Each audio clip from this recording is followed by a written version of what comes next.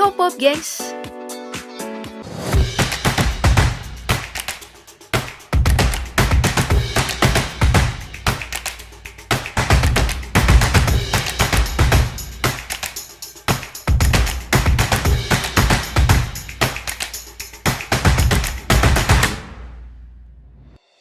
Citayam Fashion Week.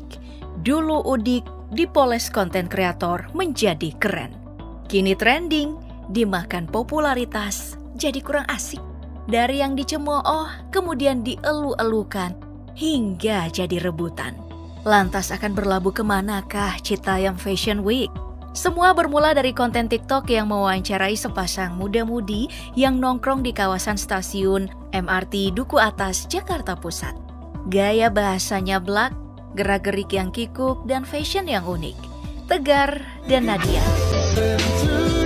Salah satu pasangan yang trending karena kecanggungan mereka saat menjawab pertanyaan host. Tegar, siapa? Nadia. Nadia, nama abangnya? Tegar.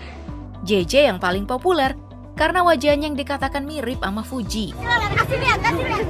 Ada juga Rio, kekasih JJ yang polos dengan image-nya sebagai fuckboy.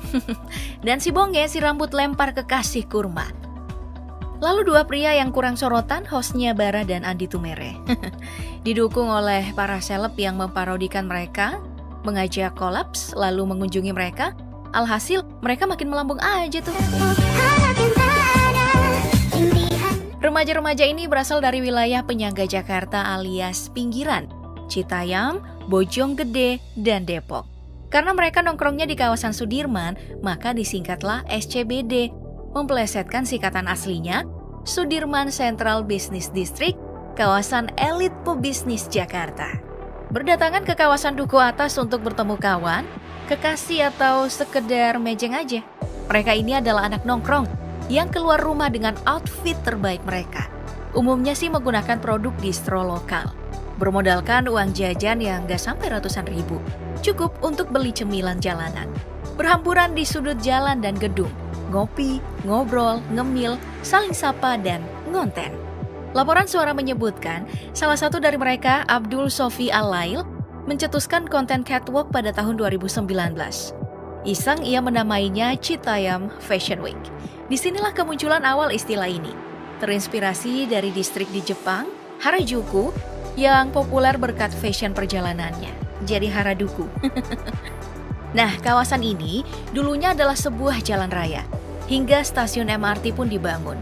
Sengaja dikembangkan sebagai area sistem transportasi terintegrasi pertama Jakarta, yang mempertemukan berbagai transportasi publik. Dari MRT Jakarta, kereta KRL Commuter Line, Transjakarta, LRT Jabodebek, hingga kereta bandara. Remaja-remaja SCBD ini secara organik memilih kawasan Duku Atas karena kemudahan akses transportasi tadi. Seperti titik tengah pertemuan mereka dari rumah masing-masing. Ditambah pembangunan Taman Duku Atas yang selesai tahun 2019. Kawasan Duku Atas pun bertransformasi menjadi ruang temu remaja pinggiran yang pamer gaya yang mencari kesenangan di luar rumahnya. Seperti sedang merebut ruang oleh orang-orang yang paling tidak mungkin meraihnya jika sendirian. Remaja tanggung penyangga ibu kota ini mulanya dianggap bisa melahirkan subkultur layaknya Samate di Cina dan Harajuku di Jepang. Meski banyak warganet yang mengatai mereka ini udik dan norak. Lalu dengan campur tangan warganet yang berada di sekitaran kawasan, unggahan video dan foto seputar kondisi kawasan Duku Atas pun menyebar dengan hebat. Tak bisa melawan pusaran trending khas warga Indonesia, para seleb dan politisi mulai berdatangan ke kawasan ini. Paula Verhoeven mencoba catwalk jalanannya ditemani Bonge, sedangkan Kang Emil ditemani para driver ojol, dan Pak Anies ditemani pejabat asing.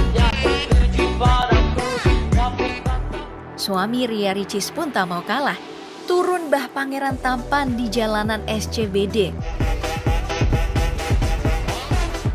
Disusul anak-anak Gen Halilintar dan masih banyak lagi. Sekarang mungkin malah makin bertambah saja. Dan disinilah dimulainya pertarungan sebenarnya.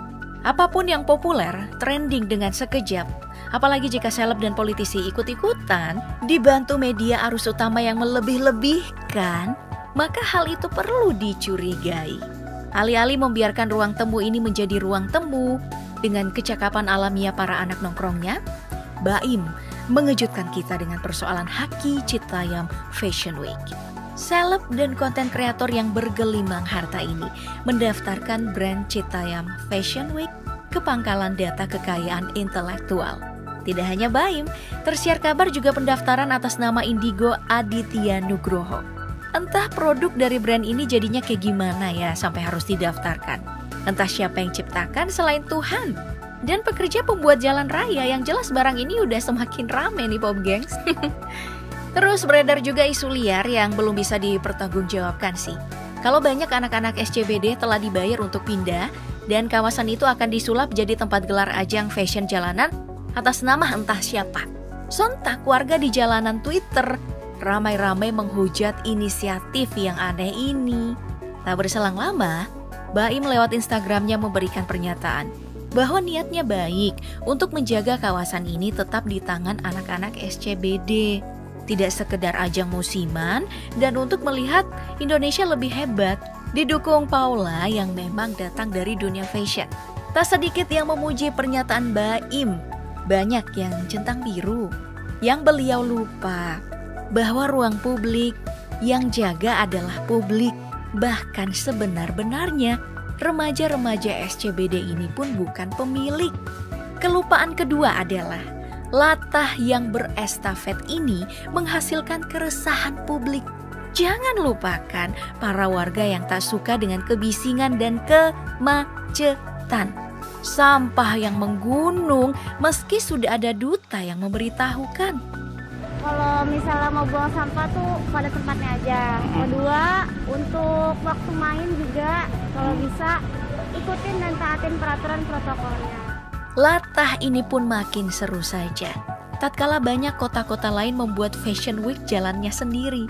Dari Makassar hingga Surabaya. Yang melahirkan kelupaan ketiga, yakni sebelum trending topik dikuasai Citayam Fashion Week, anak nongkrong dari dulu udah keluar rumah menggunakan outfit terbaiknya. Nongkrong melingkar dan tak menerima orang-orang baru.